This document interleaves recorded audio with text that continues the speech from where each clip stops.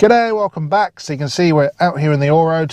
You can also see from the start of the video we've been driving it plenty, taking it to the beach, taking it through the fords. It drives fantastically. It's a really nice car to drive, goes like stink, but we do have a few issues, as you've also seen from the start of the video. So you see we need some new drive shaft Gators boots, both inner and outer on both sides. We need 4 new boots. I don't know how long they've been ripped, probably a while, so the joints are probably toast, but we're just going to change the boots just to make it look good. There's no noise, so we'll go with that. Also, when I was doing the air suspension, we noticed, bring you a diagram, one of these top ball joints had a fair bit of play in it. Now that will fail a warrant of fitness, a safety check here, so we've got to replace at least one of them. Now, if you replace one, you might as well replace all 4, and we're working from a known good starting point. Well, that's what I thought till I looked at the prices locally.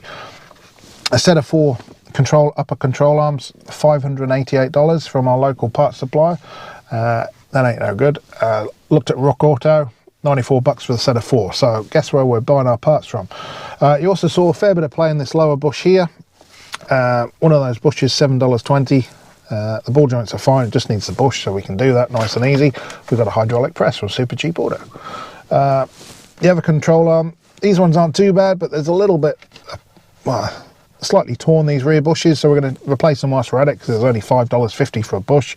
This front bush that the strut mounts to, nothing much wrong with those, but I've ordered them anyway. We might change them for $4, might not. So yeah, for not a lot of money, we can replace all the bushes in the suspension. Apart from that one ball joint, the rest check out pretty well.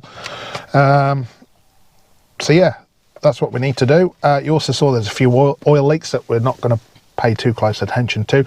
I've cleaned the engine off completely, so it all looks nice and clean under there. It's been leaking for some time, and chances are it's coming from the valve cover gaskets, the cam seals, the tensioner, timing chain tensioner gaskets, or the half moon seal, or something at the top of the engine, which we'll do when we get to the timing belt. Well, but we're not going to get to the timing belt for a little while, because we're just going to drive it. Other faults on the inside of here, notice the front and rear parking sensors don't appear to work. Not a big deal. We've got a big kind of tow bar on the back that kind of fills our way into parking spaces. TV, it's only got an analog tuner, which is very disappointing. So we're going to come up with a solution to get a picture on the TV here. There aren't any kind of video inputs. You've got to engineer something, which we're going to work on. Want to get that working, because back in 2003 that was almost a $9,000 option for the TV, so we want it to work. In fact, this car back in 2003 cost 122,000 Australian dollars. That's a lot of money. So we want all our toys to work. What else have we got? Aircon's not that cold, so we can fix that. That's not a problem. But otherwise, yeah, pretty pleased with this car. As I said, it drives fantastically. Got a few little issues that got a few little videos out of. No big deal, parts are cheap from Rockauto, and we'll go from there. So comment, like, subscribe, and we'll be back with you as soon as some new parts arrive. Cheers.